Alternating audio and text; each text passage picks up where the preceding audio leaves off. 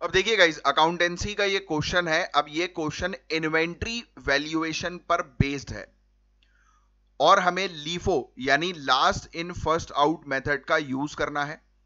LIFO का simple मतलब है जो माल सबसे आखिरी में खरीदा उसे सबसे पहले बेचो, है ना। जो माल सबसे आखिरी में हम खरीद रहे हैं उसको सबसे पहले बेच दो।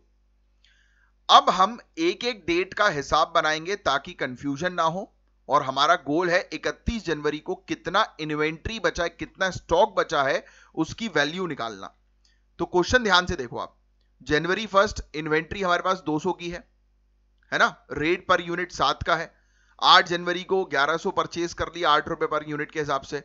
25 जनवरी को 309 रुपए पर यूनिट के हिसाब से, है ना।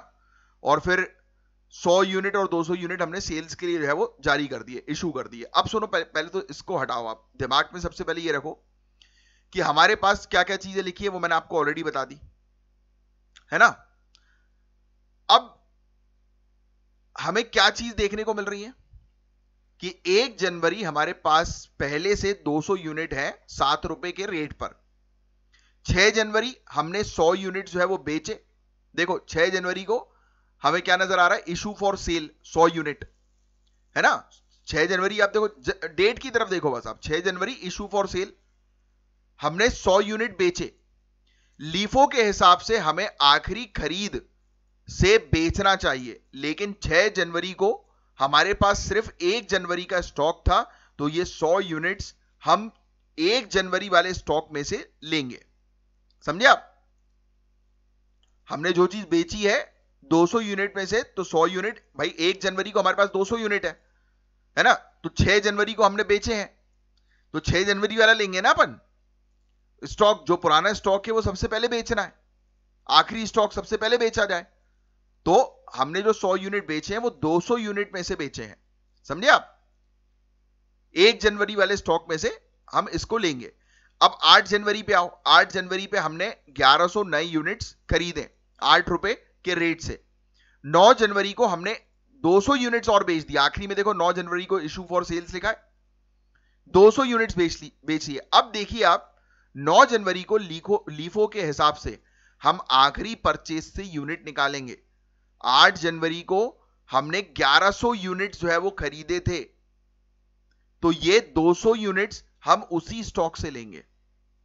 25 जनवरी को हमने 300 यूनिट और खरीदे 9 रुपए के रेट पर। तो ये पूरा मैंने देखो एक step wise date wise transaction जो है वो लिख लिया एक जगह पर, जिससे कि इजी हो जाए, है ना। तो ऐसे ही आपको भी लिखना है, सबसे पहले सिंप्लीफाई करना है, स्टेप वाइज पूरी चीज जो है वो एक जगह पर रख लेनी है। अब हम देखेंगे कि 31 जनवरी को हमारे पास कितना स्टॉक बचा है। तो 1 जनवरी वाले स्टॉक में से 100 यूनिट हमने बेच दिए, तो 200 माइनस 100 कितना बचा, 100, और इनका रेट जो है वो 7 रुपए का है। 8 जनवरी वाले स्टॉक में से 200 यूनिट बेच दिए, तो 1100 में से 200 900 बचे, इनका रेट है 8 रुपए। 25 जनवरी वाले स्टॉक, तो पूरा का पूरा जो है वो बचा हुआ है, तो 300 यूनिट जो है वो बचे हुए हैं और इसका रेट है 9 रुपए। अब हम इन सभी बचे हुए यूनिट्स की वैल्यू जोड़ेंगे। 100 यूनिट्स जो बचे हमारे पास, 200 में से 100 गए, 7 रुपए के हिसाब से 700 हुआ। 8 रुपए के हिसाब से 1100 में से मैंने कितने बेच दिए थे, 200, तो 900 यूनिट बचे, तो 900 यूनिट्स 8 रुपए के हिसाब से 7200 हुए। 300 यूनिट एज इट इज मेरे पास बचे हुए 9 रुपए के हिसाब से, तो 2700 हो गए।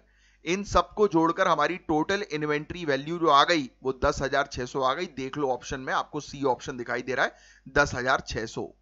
बस ये चीज करनी है और कुछ नहीं इस पर्टिकुलर टॉपिक के अंदर। क्लियर?